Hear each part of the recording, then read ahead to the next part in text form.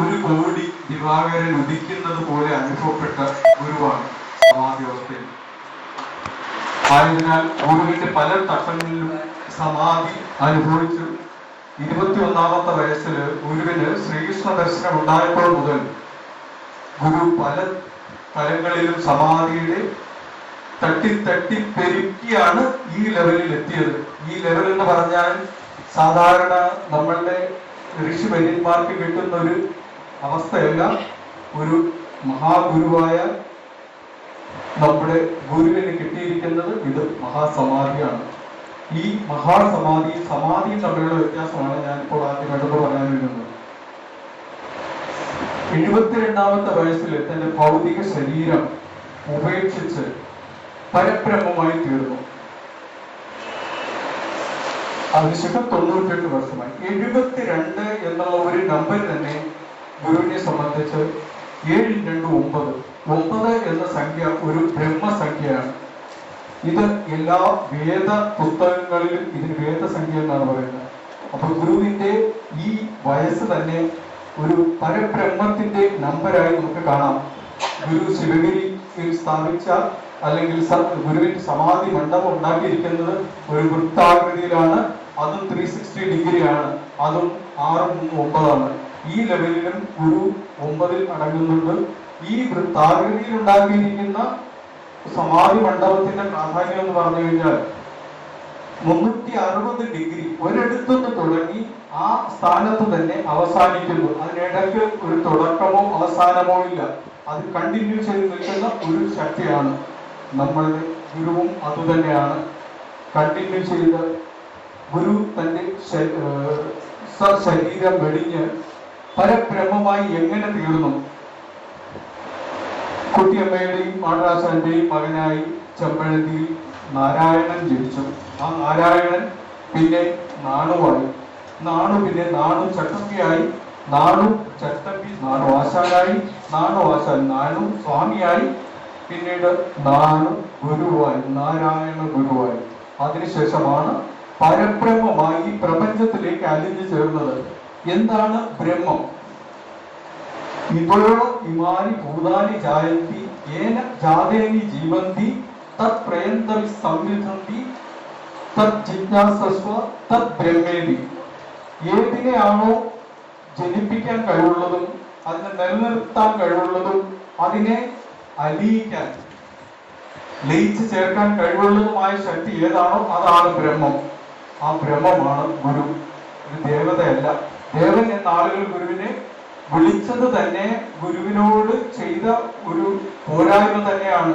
ദേവൻ എന്ന് പറഞ്ഞു കഴിഞ്ഞാൽ ഒരു ദേവ ആരാധനയെ തൊട്ട് നമ്മൾക്ക് ലഭിക്കുന്ന 3 കാര്യങ്ങളാണ് ഉള്ളത്: ധർമ്മം, അർത്ഥം, കാമം. ഈ 3 കാര്യങ്ങൾ ചെയ്തു കഴിഞ്ഞ് നല്ല രീതിയിൽ നമ്മൾ ചെയ്യുകയാണെങ്കിൽ നമ്മൾക്ക് കിട്ടുന്നത് സ്വർഗം. മുക്തി ഒരിക്കലും കിട്ടത്തില്ല. മുക്തി കിട്ടണമെങ്കിൽ ഒരു ഗുരുവിൽ നിന്ന് ആത്മവിദ്യ പഠിക്കണം. ആത്മവിദ്യ പഠിച്ചു കഴിഞ്ഞ് ആ ബ്രഹ്മം എന്താണെന്ന് മനസ്സിലാക്കി അതിലേക്ക് അലിഞ്ഞു ചേർന്ന് ഓംകാരമായി നമ്മൾ മാറുക. അതിനുവേണ്ടി ധ്യാനം, എന്താ പറഞ്ഞ വൈഖരി, ഉപാംശു, മനനം, ധ്യാനം എന്നീ 4 അവസ്ഥകളിലൂടെ കടന്ന് ആ ധ്യാനത്തിൽ നിമഗ്നനായി വർഷങ്ങൾ ഇരുന്നതിന് ശേഷം ആ പരമപദത്തിലെത്തുന്നു. അതായിരുന്നു ഗുരു. എങ്ങനെ ഒരു ഋഷിയായ ഗുരു, ഒരു ഋഷിയായ നാരായണൻ എങ്ങനെ ഒരു ഗുരുവായി മാറി? ഒരു ഗുരു എന്ന് പറഞ്ഞു കഴിഞ്ഞാൽ നമ്മൾ കാണുന്നത് പോലെ ഒരു അവതാരമായി മാറിയതാണ് ഒരു ഗുരുവിന്റെ ലക്ഷണം. ഒരു ഗുരു എന്ന് പറഞ്ഞു കഴിഞ്ഞാൽ ഇവർക്ക് മുക്തി കിട്ടത്തക്ക എല്ലാവിധ സൗകര്യങ്ങളും ഒരു ഋഷിക്കുണ്ട്.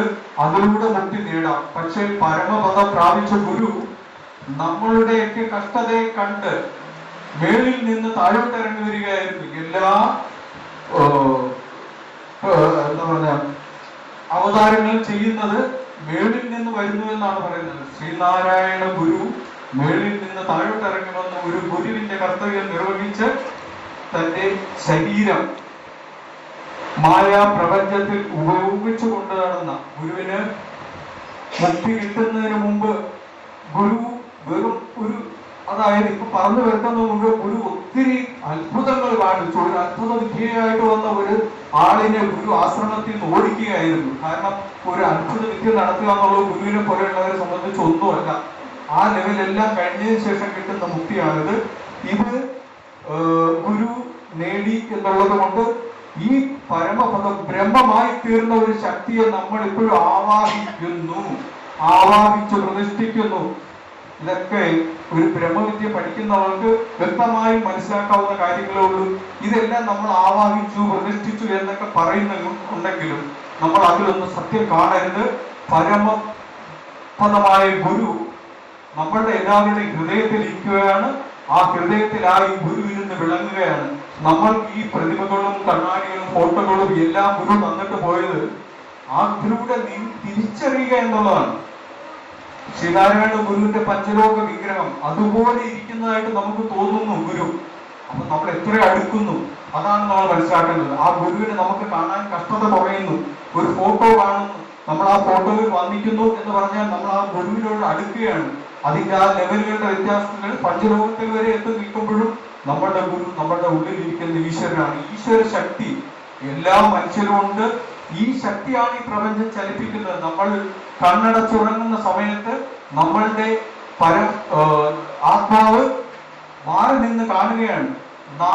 അതായത് 3 പദങ്ങളിലൂടെയാണ് നമ്മൾ സഞ്ചരിക്കുന്നത്.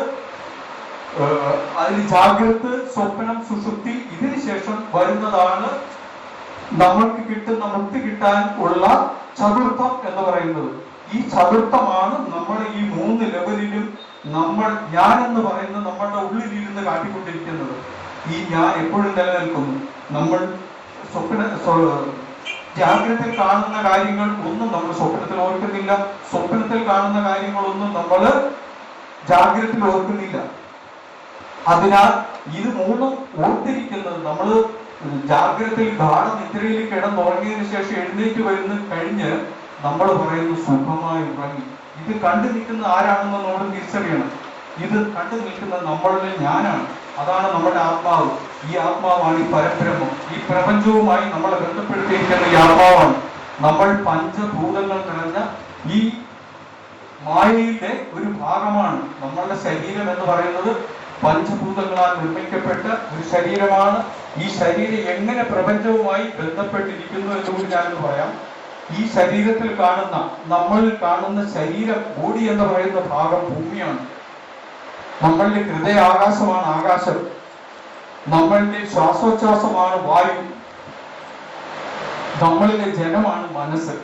ഇത് തീർച്ചയായും ഇതൊക്കെ പറഞ്ഞു തരുന്നത് വേറെ ആരുമല്ല, ഈ പരം ഗുരുവാണ്. ഈ ഗുരുവിലേക്ക് നമ്മൾ തിരിച്ചുപോയി ഗുരുവിനെ തിരിച്ചറിയുമ്പോഴാണ് നമ്മൾ ഒരു ഗുരുധർമ്മ പ്രചരണ സഭയുടെ ആൾ, അല്ലെങ്കിൽ ഒരു പ്രചാരകൻ, ഞാൻ ഒരു ഗുരുവിന്റെ വക്താവാണ് എന്ന് നമുക്ക് തുറന്നു പറയാൻ പറ്റുള്ളൂ. നമ്മൾ കാണിക്കുന്ന ഈ ആചാരം, ഞാൻ ആരെയും മോശമാണെന്നല്ല, ഈ ആചാരങ്ങളാണ് ഇതെല്ലാം നിലനിൽക്കുന്നത്. ഈ ആചാരങ്ങളിലൂടെ നമ്മൾ മനസ്സിലാക്കി കഴിഞ്ഞാൽ ഈ ആചാരങ്ങളും ക്ഷേത്രങ്ങളും പോലും നമുക്ക് വേണ്ട, ഈ പഠിക്കുന്ന ബുക്കുകളും പോലും വേണ്ട നമുക്ക് പരമാനന്ദത്തിലെത്താൻ. ഇതെല്ലാം മനുഷ്യനും സാധിക്കും. എന്നെക്കൊണ്ട് സാധിച്ചു എന്നോ അല്ലെങ്കിൽ സാധിക്കാൻ പറ്റും ഒരു വിശ്വാസം എനിക്കുണ്ട്. അതുപോലെ നിങ്ങൾക്കും എല്ലാവർക്കും ആ വിശ്വാസം ഉണ്ടായാൽ നമ്മൾക്ക് ആ കിട്ടുന്ന ഒരു ആനന്ദം, നമ്മൾ ഗാഠനിദ്രയിൽ കിട്ടുന്ന ഒരു ആനന്ദമയം, അത് ഒരു മയം മാത്രമാണ്. അത് നമ്മളൊരു വിളക്ക് കത്തിച്ചു വെച്ചു കഴിഞ്ഞാൽ നമ്മൾക്ക് കിട്ടുന്ന പ്രകാശം പോലെയാണ്. ആ മയത്തിന് മേളിൽ വെട്ടമുണ്ടെങ്കിലും അതിൻ്റെ താഴെ ആ വിളക്കിന്റെ ഇരുട്ടുണ്ടായിരിക്കും. അതിനാലാണ് നമ്മൾ ഗാഠനിദ്രയിലായിരുന്നപ്പോൾ സുഖമായി ഉറങ്ങി എന്ന് പറയുന്ന ആത്മാവിൽ കണ്ടുകൊണ്ടിരിക്കുകയാണ്. ഈ നിലനിൽക്കുന്ന ആത്മാവിന്റെ കൂടെ പോകുന്നത് നമ്മുടെ സത്കർമ്മങ്ങൾ മാത്രമാണ്. നമ്മൾ 3 കർമ്മങ്ങളുമായിട്ടാണ് ജനിക്കുന്നത്. ആ 3 കർമ്മങ്ങൾ, അതായത് നമുക്ക് പ്രാരാബ്ധമുണ്ട്, സഞ്ചിത കർമ്മമുണ്ട്, വേറൊരു കർമ്മം കൂടിയിട്ട് 3 കർമ്മങ്ങളുമായിട്ട് ജനിക്കുന്ന നമ്മൾ ഈ സഞ്ചിത കർമ്മത്തിൽ കൊണ്ടുവരുന്ന കർമ്മങ്ങൾ ഈ പ്രാരാബ്ധത്തിൽ ഇട്ട് കുഴച്ച് ഇതിൽ നിന്ന് വീണ്ടും നമ്മൾ ഫലം കിട്ടി ഇതിൽ നല്ല പ്രവൃത്തി ചെയ്ത് സ്വർഗത്തിൽ പോകാൻ പറ്റും. പക്ഷേ ഈ സ്വർഗം ഈ 3 കർമ്മങ്ങളിലൂടെ നമുക്ക് കിട്ടുന്ന ആ ധർമ്മ അർത്ഥ കാമത്തിൽ ബന്ധുമിത്രിത്വം എന്ന് പറയുന്ന ഒരു സംഭവമുണ്ട്, ദുഃഖമിത്രിത്വം എന്ന് പറയുന്ന ഒരു സംഭവമുണ്ട്, അസംതൃപ്തത്വം. ഇതെന്ന് പറഞ്ഞു കഴിഞ്ഞാൽ ഈ 3മാണ് നമുക്ക് ഭക്തിയിലൂടെ കിട്ടുന്നത്. ഈ 3നും അതിൻ്റെതായ ദോഷമുണ്ട്. ധർമ്മത്തിലൂടെ നമുക്ക് കിട്ടുമ്പോൾ ബന്ധുമിത്രത്വം ഉണ്ടാവും. നമ്മൾ നല്ല പ്രവൃത്തിയും നമ്മുടെ കുടുംബത്തെ എല്ലാം സന്തോഷമായിട്ട് പോകുമ്പോഴും നമ്മുടെ ആത്മാവ് ഈ ബന്ധുക്കളുമായിട്ട് ബന്ധപ്പെട്ടിരിക്കും. നമ്മൾ എത്ര കണ്ട ആഗ്രഹങ്ങൾ ആഗ്രഹിച്ചെല്ലാം സാധിച്ചാലും നമ്മളിൽ നിന്ന് ഈ ബന്ധുമിത്രത്വം ഉണ്ടായിരിക്കും. പിന്നെ അർത്ഥം കിട്ടിക്കഴിഞ്ഞാൽ അത് ദുഃഖമാണ് നമുക്കുണ്ടാക്കുന്നത്. നമുക്ക് വാരിക്കോരി ഭഗവാന്റെ അടുക്കുന്ന സമ്പത്ത് വേണമെന്ന് ആഗ്രഹിക്കാം. പക്ഷെ ഈ വാരിക്കോരി കിട്ടിയ സമ്പത്ത് നമ്മൾ ഇട്ടിട്ട് പോകുമ്പോൾ ഉണ്ടാകുന്ന ഒരു ദുഃഖം, പിന്നെ അസംതൃപ്തിത്വം. ഇത് ഒരിക്കലും ഒരു മനുഷ്യൻ തീരുന്നതല്ല. എത്ര കാമം നമ്മൾ ആഗ്രഹിച്ച് നേടുന്നു. 10 കിട്ടിയെങ്കിൽ 100 മതിയെന്നും 100 കിട്ടിയാൽ 1000 മതി, അങ്ങനെ നമ്മൾ കൊതിച്ചു പോവുകയാണ് ജീവിതം. ഇങ്ങനെ ജീവിച്ച് ജീവിച്ച് നമ്മൾ ഒരു അവസ്ഥയിൽ എത്തുന്നു. പിന്നെ കൊതിക്കുമ്പോൾ നമുക്ക് അനങ്ങാൻ പറ്റാത്ത ഒരു അവസ്ഥയിൽ എത്തുന്നു. അങ്ങനെ ഇട്ടിട്ട് പോകുന്നു ജനം. ഇതല്ലാതെ ജീവിച്ചിരിക്കുമ്പോൾ മുക്തരാകാൻ വേണ്ട. നമ്മൾ ശരീരം നിലനിൽക്കുമ്പോഴും നമ്മൾ ഈശ്വര ചൈതന്യമായി ജീവിക്കാൻ വേണ്ട എല്ലാ കാര്യങ്ങളുമാണ് നമുക്ക് ഗുരുവിന്റെ ആത്മോപദേശ ശതകത്തിലൂടെ നമുക്ക് തന്നിരിക്കുന്നത്. ഇത് തീർച്ചയായും നമ്മുടെ എല്ലാവരുടെയും ഉള്ളിൽ അത് കടക്കണം എന്ന ഒരു അഭ്യർത്ഥനയുണ്ട്. ഇനി മഹാസമാധി പ്രാപിക്കുന്നവർ, ഞാൻ ഒത്തിരി നീട്ടുന്നുണ്ടെന്ന് കരുതില്ല, ഞാൻ 1 മണിക്കൂറായിരുന്നു ചോദിച്ചത്. സമയക്കുറവുള്ളതുകൊണ്ടാണ് 15 മിനിറ്റിലേക്ക് പറഞ്ഞത്. എന്നാലും ഞാൻ കുറച്ചുകൂടി പറയാം. കാരണം എനിക്ക് പല പ്രാവശ്യവും പറയാമെന്നൊന്നും പൂർത്തീകരിക്കാൻ പറ്റാത്തൊരു വ്യക്തിയാണ് ഞാൻ. അങ്ങനെ മുറിച്ചിട്ട് പോകുന്നതിന് തെറ്റാണ്. അപ്പൊ മഹാസമാധി എന്ന് പറഞ്ഞു കഴിഞ്ഞാൽ ഒരു വ്യക്തി തന്റെ ജീവിതത്തിൽ 21,600 ശ്വാസോച്ഛ്വാസമാണ് ഒരു ദിവസം എടുക്കുന്നത്. 21,600 ശ്വാസോച്ഛ്വാസം. ഇത് യോഗികളെ സംബന്ധിച്ച് അവരിതിനെ ചുരുക്കുന്നു. അവർ ഒരു ദിവസം ഇതിനെ നീട്ടിക്കൊണ്ട്, അതായത് ഇതിന്റെ ലെങ്ത് നീട്ടിക്കൊണ്ട് നമ്പർ കുറയ്ക്കുന്നു. അവർ ഇതിനെ 60 കുറയ്ക്കുന്നു. മഹാശക്തിയുള്ള ദിവനായ ഗുരുവിനെ പോലെയുള്ള ആൾക്കാർക്ക് അത് 60 കുറയ്ക്കാം നമ്മൾ എടുക്കുന്ന ശ്വാസോച്ഛ്വാസം. അങ്ങനെ കുറച്ച് അവർക്ക് തീരുമാനമെടുക്കാം. 6 മാസത്തിനുള്ളിൽ ഈ ശരീരം വിടാം. 6 മാസം വരെ അവർക്ക് കൺട്രോൾ ചെയ്ത് അവർക്ക് അവരുടെ ശരീരം വിടാനുള്ള ശക്തിയുണ്ട്. ഗുരു മഹാസമാധി ആകുന്നതിന് മുമ്പ് ഗുരു ഭൈരവൻ ശാന്തിയോട് പറഞ്ഞു, അവിടെ ഒരു ചെമ്പക മരം നട്ടതിന് ശേഷം അതില് പൂക്കുന്നത് വരെ പൂക്കുന്ന ദിവസം എന്ന് പറഞ്ഞു നിർത്തി. അത് സമാധിക്ക് ശേഷം ഭൈരവൻ ശാന്തി അത് കാണാൻ പറ്റിയതാണ്. ആ മരം അപ്പോഴാണ് പൂത്തത്. ഒന്നത് 1928 മാർച്ച് മാസം 20 മാർച്ച് സെപ്റ്റംബർ അല്ല. യൂറോപ്പിലേക്ക് ഉന്നത വിദ്യാഭ്യാസത്തിന് വേണ്ടി പുറപ്പെടാൻ പോകുന്ന ശിഷ്യനായ തമ്പി, അതായത് നടരാജഗുരു, യാത്ര ചോദിക്കാൻ ഗുരുവിന്റെ സമീപത്തെത്തി.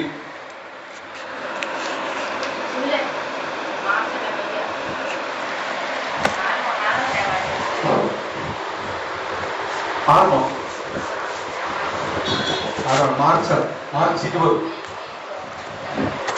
നമ്മൾ ഇത് ഗുരുവിൽ നിന്ന് പറഞ്ഞ് ഞങ്ങൾ എഴുതിയെടുത്താണ്. തെറ്റുണ്ടെങ്കിൽ ചോദിക്കുക. എനിക്ക് അദ്ദേഹം പറഞ്ഞാണ് അതുകൊണ്ടാണ് എഴുതി വായിക്കുന്നത്.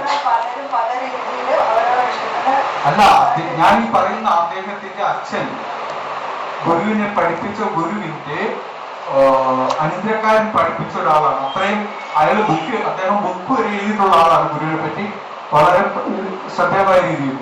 1928 സാരമെല്ലാം മെയ് ആണെങ്കിലോളാം യൂറോപ്പിലേക്ക് ഉന്നത വിദ്യാഭ്യാസത്തിന് വേണ്ടി പോകാൻ പുറപ്പെട്ട ശിഷ്യൻ തമ്പി യാത്ര ചോദിക്കാൻ ഗുരുവിന്റെ സൗധത്തിലെത്തി. ഉന്നത വിദ്യാഭ്യാസത്തിന് വേണ്ടി പണം മുഴുവനും ഗുരു ഒരു കിഴിയിലായി നൽകി. അതിനുശേഷം ചുറ്റും കൂടിയിരുന്നവരോടായി ഗുരു പറഞ്ഞു, തമ്പിക്ക് പ്രസാദമായി നൽകുവാൻ ഒന്നുമില്ലല്ലോ. ഒരു ബ്രഹ്മചാരി ഓടിപ്പോയി ഒരു വാഴപ്പഴം, ഒരു ഓറഞ്ച്, ഒരു മാതള നാരങ്ങ, ഇത് 3 ഗുരുവിന്റെ കൈകളിൽ കൊടുത്തു. ഗുരു അതൊന്ന് സൂക്ഷിച്ചു നോക്കിയിട്ട് പറഞ്ഞു, അല്ല തമ്പി, ഇരട്ടി ഫലം ആണല്ലോ എന്ന് പറഞ്ഞു. അത് തമ്പിക്ക് നൽകി. ശേഷം ഗുരു ചോദിച്ചു, തമ്പി എത്ര നാൾ കഴിഞ്ഞാണ് മടങ്ങി വരുന്നത്? ഇവിടെ തമ്പി പറഞ്ഞു, 4 വർഷം. അപ്പോൾ ഗുരു ജ്ഞാനമഗ്നായി ഇരുന്നു കൊണ്ട് ആരോടൊന്നുമില്ലാതെ 6 മാസം എന്ന് പതുക്കെ പറഞ്ഞു. ഇത് എന്താണ് ആർക്കും മനസ്സിലായില്ല. എന്നാൽ 1928 സെപ്റ്റംബർ 20 ഗുരു മഹാസമാധി പ്രാപിച്ചു കഴിഞ്ഞപ്പോൾ ആണ്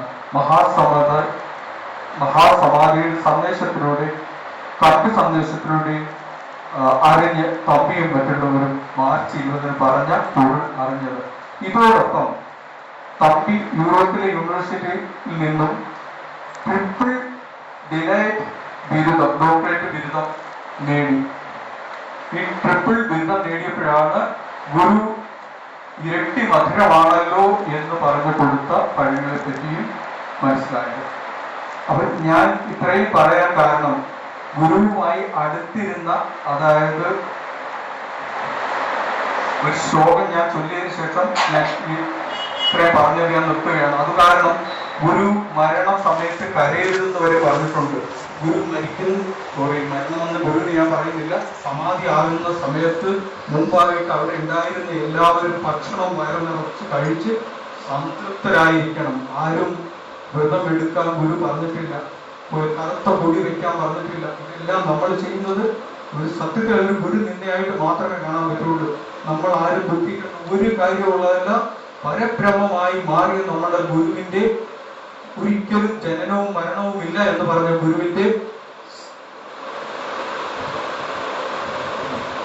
ഒരിക്കലും സകലം നീട്ടിക്കളയാൻ ഒരു അവസരം തന്നു. വളരെയധികം നന്ദി. ഞാൻ ആദ്യമായിട്ട് ഇത് അനുഭവിക്കുകയാണ്. അവർ പരബ്രഹ്മമായ തീർന്ന ഗുരുവിന്റെ അംശങ്ങളാണ് നമ്മൾ സന്തോഷിക്കുക. നമ്മളുടെ രോമാഞ്ചം ഉണ്ടാകുന്ന സമയമാണിത്. ഗുരു ഒരിക്കലും കരയാൻ പറഞ്ഞിട്ടില്ല. കരയരുത് മരണസമയത്ത് എന്ന് പറഞ്ഞ ഗുരുവിന്റെ ശിഷ്യഗണങ്ങളാണ് നമ്മളിത് ആഹ്ലാദമായിട്ട് ആഘോഷിക്കണമെന്ന് ശിവഗിരി മഠത്തിന് വിശ്വപ്രകാശൻ, വിശ്വാനന്ദൻ എന്ന് പറയുന്ന ഞങ്ങളുടെ വേദം, ഞാൻ കുറച്ച് പഠിച്ചിട്ടുണ്ട്, വേദം പഠിപ്പിക്കുന്ന ഗുരു വളരെയധികം തീക്ഷ്ണമായിട്ട് എഴുതിയതിനു ശേഷം ശിവഗിരി മഠത്തിൽ പ്രസിദ്ധീകരിച്ച മുഖ്യ നോട്ടീസിനകത്ത് ആഘോഷമൊന്നും കൊടുത്തിട്ടില്ല. അതായത് ആഘോഷം എന്നുള്ള പേര് വരുന്ന ഒരു വേറൊരു പേരാണ് അവർ കൊടുത്തത്. ഞാൻ ആ പേര് മറന്നുപോയി, ഗുരു നേരെ പറഞ്ഞതാണ്. അതായത് ഇത് നമ്മൾ ദുഃഖിക്കാനുള്ളതല്ല എന്ന്. കഴിഞ്ഞ പ്രാവശ്യം ഈ സച്ചിദാനന്ദ സ്വാമി 2 കൈയും കൊട്ടി കരഞ്ഞുകൊണ്ട് പ്രാർത്ഥിച്ച് യൂട്യൂബിൽ ഇറക്കിയ സ്വാമി ഇപ്പോൾ അത് ഗുരു മരിച്ചതല്ല, ഗുരു പരബ്രഹ്മമായി തീർന്നതാണെന്ന് നമ്മളോട് പറയുമ്പോൾ അത് നമ്മൾ എല്ലാവരും ഉൾക്കൊള്ളണം. ഇതെല്ലാം നമ്മുടെ ഉള്ളിൽ ഉണ്ടായിരിക്കണം. ആരെന്ത് പറഞ്ഞാലും നമ്മളിൽ ഇരിക്കുന്ന ഗുരു നമ്മളുടെ കണ്ണ് നിറയ്ക്കുന്ന ഗുരുവാണ്, നമ്മളാക്കുന്ന ഗുരുവാണ്. ഇത് നമ്മൾ ഇവിടെ ഇരിക്കുന്നെങ്കിൽ ആ ഒരു ഗുരുവിന്റെ ചൈതന്യമാണ്. സ്വന്തം ജീവിതം മുഴുവൻ ഒഴിഞ്ഞു വെച്ച് സാധാരണ ജനങ്ങളുടെ കഷ്ടപ്പാടിന് വേണ്ടിയിട്ട് തന്റെ ആത്മസംതൃപ്തി കിട്ടി പോകാനിരുന്ന ഗുരു ഇറങ്ങി വന്ന് നമ്മളെ സഹായിച്ചതാണ്. അത് ഒരിക്കലും മറക്കരുത്. ഞാൻ എല്ലാവരും ഗുരുവിന് ദേവൻ എന്ന് പറയുന്നുണ്ടെങ്കിലും ഞങ്ങളുടെ പ്രസ്ഥാനം ഇത് പഠിപ്പിക്കുന്നവര് പറയുന്നില്ല. ഞാൻ ഗുരു ശക്തം ഒന്ന് ചൊല്ലുകയാണ്. ബ്രഹ്മണേ മൂർത്തമതേ സിദാനാം ശുദ്ധിഹേതവേ നാരായണയതീന്ദ്രായ തസ്മൈ ശ്രീ ഗുരവേ നമഃ. നമോ ഭഗവതേ നിത്യശുദ്ധമുക്തമഹാത്മനേ നാരായണ യതീന്ദ്രായ തസ്മൈ ശ്രീ ഗുരവേ നമഃ. മഹനീയ ചരിത്രായ മമതാരഹിതാത്മനേ നാരായണ യതീന്ദ്രായ തസ്മൈ ശ്രീ ഗുരവേ നമഃ. ശിശിരീകുർവതൈ ശാന്തൈ കടാക്ഷൈ ശിഷ്യസഞ്ചയാൻ ബ്രഹ്മവിദ്യാ കോവിദായ തസ്മൈ ശ്രീ ഗുരവേ നമഃ. വാദിനാം വാദിനേ വാദം യവാനാം മൗനവാദിനേ സർവലോകാനുരൂപായ തസ്മൈ ശ്രീ ഗുരവേ നമഃ. യസ്യ ന കൽപതേ സിദ്ധൈ പാദാംബുജോലവ നാരായണ യതീന്ദ്രായ തസ്മൈ ശ്രീ ഗുരവേ നമഃ. ഗുരുവിന്റെ ആദ്യത്തെ ശിഷ്യൻ മനുഷ്യനായ ശിവലിംഗ ദാസസ്വാമികൾ എഴുതിയതാണ്. എന്താണ് ഗുരു എന്ന് അദ്ദേഹം കണ്ടറിഞ്ഞതാണ്.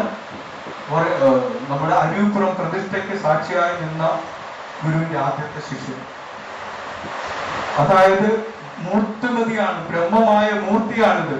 ശിവാനാം ശുദ്ധ ഹേതവ, ഇത്രയും ശുദ്ധമായ ഒരു വ്യക്തി, ഒരു ശരീരം അല്ലെങ്കിൽ ഒരു ആത്മാവ് ഗുരു തന്നെയാണ് എന്ന് പറയുന്നു. നമോ ഭഗവതേ നിത്യശുദ്ധമുക്ത മഹാത്മനെ, ഇത്രയും ശുദ്ധവും മുക്തവുമായ ഒരു മഹാത്മാവിനെ ഭജിക്കുന്നു. മഹനീയ ചരിത്രായ മമതാരഹിതാത്മനെ, ഒരു മമതയും ഇല്ലായിരുന്നു. എന്തും ആരോടും തുറന്നു പറയാനും എല്ലാരോടും അനുകമ്പയോടും ജീവിച്ച ഗുരുവാണത്. ആരോടും ഒരു പ്രത്യേക മമത ഇല്ലായിരുന്നു. തന്റെ ശരീരത്തോട് പോലും അതില്ലായിരുന്നു. ശിശിരെ പൂർവ്വതേ ശാന്തി, ആരെങ്കിലും, അതായത് നമ്മൾ എന്ത് വിദ്വേഷത്തോടു കൂടി മുന്നിൽ ചെന്ന് നിന്നാലും ആ ഗുരുവിന്റെ ദൃഷ്ടിയിൽ പെടുന്നവരെല്ലാം ആ പാദങ്ങളിൽ വീഴുമായിരുന്നു. അവരെല്ലാം ബ്രഹ്മവിദ്യാ കോവിദന്മാരായി ശിഷ്യന്മാരായി തീരുമായിരുന്നു. വാദിക്കാനും ജയിക്കാനും ഇല്ലാതിരുന്നൊരു ഗുരു പ്രസ്താവനകളോ ഒരു പത്ര റിപ്പോർട്ടുകളോ ഒന്നുമില്ലാതെ, ഒരു പ്രസംഗങ്ങളോ നടത്താതെ ലോകത്തിന്റെ മുഴുവൻ ശ്രദ്ധാകേന്ദ്രമായി മാറിയ ഒരു ഗുരുവാണത്.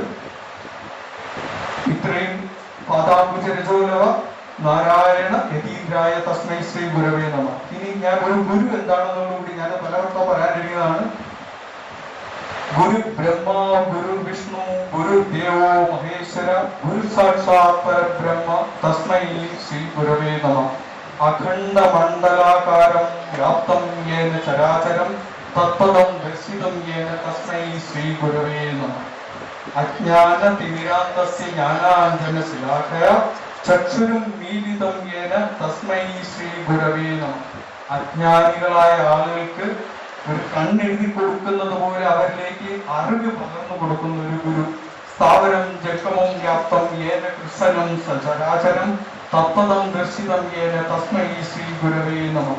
സ്ഥാവര ജംഗമ വസ്തു ആയിട്ടുള്ള എല്ലാത്തിലും ഈശ്വരനെ കാണാനും അറിയാനും നമ്മളെ പഠിപ്പിച്ച ഗുരുവിനായിക്കൊണ്ട് നമസ്കാരം. ചിത്രവേണ പരിവാക്യം ത്രൈലോക്യം സചരാചരം, ഈ ചരാചരങ്ങളെ മുഴുവനും, ഈ ത്രൈലോക്യത്തിലുള്ള ചരാചരങ്ങളെ മുഴുവനും ഈശ്വര ശക്തി കണ്ടു മാത്രം ഭജിക്കുന്ന ഒരു ഗുരുവിനായിക്കൊണ്ട് നമസ്കാരം. സർവശ്രുതി ശിരോരത്ന, ഗുരുവിന്റെ ശിരസിലിരിക്കുന്ന, കിരീടത്തിലിരിക്കുന്ന രത്നം എല്ലാ അറിവുകളുടെയും ഒരു രത്നമാണ്. സമദ്ഭാസിത മൂർത്തയെ, എല്ലാത്തിനെയും ഒരേ ഭാവത്തിൽ കാണുന്ന നമ്മുടെ ഗുരുവിനായിക്കൊണ്ട് വേദാന്താംബുജ സൂര്യായ, വേദങ്ങൾ അരച്ച് കലക്കി പഠിച്ച ഗുരുവാണ്. ഗുരു പറഞ്ഞത് മുഴുവൻ വേദസത്യങ്ങളാണ്. വേദങ്ങളിൽ പോലും കാണാത്ത, മറ്റാരും എഴുതാത്ത പ്രൊഫസർ ബാലകൃഷ്ണൻ നായർ സർ പറയുന്നത്, അദ്ദേഹം പോലും പ്രഭാഷണം നടത്തി വളരെയധികം അറിവുള്ള വ്യക്തിയാണ്. അദ്ദേഹം പറയുന്നു, അദ്ദേഹം ഇതുപോലെയുള്ള ശബ്ദം ഇതുവരെ എടുത്ത് ആർക്കും പറഞ്ഞു കൊടുക്കാൻ പോലും സാധിച്ചിട്ടില്ല. അത്ര ശക്തമായ മലയാളം, നാടൻ മലയാളത്തിലൂടെ ഇതെല്ലാം ഒരു നമ്മൾക്ക് കേൾപ്പിച്ചെന്ന്. ചൈതന്യ ശാശ്വത ശാന്തി, ശാന്തനാണ്, ചൈതന്യം നിറഞ്ഞതാണ്. വ്യോമാതീത ആകാശമാകെയുള്ള, അതായത് ഗുരുവിനെ സംബന്ധിച്ചു, ഗുരുവിന് ഒരിടത്തുനിന്ന് മറ്റൊരിടത്ത് യാത്ര ചെയ്യാൻ പോലും ആകാശമാകെ സഞ്ചരിക്കാൻ വരെ കഴിവുണ്ടായിരുന്ന ഒരു ബുദ്ധിശാലി, അല്ലെങ്കിൽ ഒരു എന്താ പറയുക, അറിവുള്ള ഒരു ഗുരുവായിരുന്നു. ബിന്ദുനാഥ കലാതീത, ബിന്ദു നാദം കല, ഇതെല്ലാം കൾച്ചറലായിട്ട് ബന്ധപ്പെട്ട, ഇതിലെല്ലാം അധീനമായിട്ടുള്ള ഒരു ശക്തിയാണ്. ജ്ഞാനശക്തി സമാരൂഢ തത്വമാല വിഭൂഷിത, ജ്ഞാനശക്തിയും സമാരൂഢമായിട്ടുള്ള തത്വങ്ങൾ അടങ്ങിയ മാല അണിഞ്ഞ മുക്തി തരുന്ന, നമ്മള് ഭഗവാനെ ഭരിച്ചു കഴിഞ്ഞാൽ നമ്മൾക്ക് മുക്തി മാത്രമേ പൂർത്തീകരിച്ച് കിട്ടത്തുള്ളൂ, നമ്മളുടെ വിശപ്പടക്കാനേ പറ്റുള്ളൂ. പക്ഷെ മുക്തി തരുന്ന ഒരു ഗുരു ഇതാണ്. അനേക ജന്മ സംപ്രാപ്തി കർമ്മേന്തര വിധാകിനി ആത്മജ്ഞാനാഗ്നി ദാനേന തസ്മൈ ശ്രീ ഗുരവേ നമഃ. ശോഷണം ഭവസിന്ധോച പ്രാവണം സാരസമ്പദ യസ്യ പാദോദകം സമ്യക് തസ്മൈ ശ്രീ ഗുരവേ നമഃ. ഞാൻ ഗുരുവരധികം തത്വം, ഇത് അറിഞ്ഞു കഴിഞ്ഞാൽ, ഗുരുവിനെ അറിഞ്ഞു കഴിഞ്ഞാൽ വേറൊരു തത്വവും നമ്മൾ അറിയണ്ട. ഞാൻ ഗുരുവരധികം തവ, വേറൊരു തപസ്സിന് പോകണ്ട. തത്വജ്ഞാനാത് പരം നാസ്തി തസ്മൈ ശ്രീ ഗുരവേ നമഃ. മന്നാഥ ശ്രീ ജഗന്നാഥ മദ്ഗുരു ശ്രീ ജഗദ്ഗുരു മദാത്മാ സർവഭൂതാത്മാ തസ്മൈ ശ്രീ ഗുരവേ നമഃ. ഗുരുരതിരൻ ആദിശ്ച ഗുരു പരമദൈവതം ഗുരു പരതരം നാസ്തി തസ്മൈ ശ്രീ ഗുരവേ നമഃ. ബ്രഹ്മാനന്ദം പരമസുഗതം കേവലം ജ്ഞാനമൂർത്തി ദ്വന്ദ്വാതീതം ഗഗനസദൃശ്യം തത്വമസ്യാദിലക്ഷ്മി ഏകം നിത്യം വിമലമചലം സർവദീ സാക്ഷിഭൂതം ഭാവാതീതം ത്രിഗുണരഹിതം സദ്ഗുരു തം നമാമി.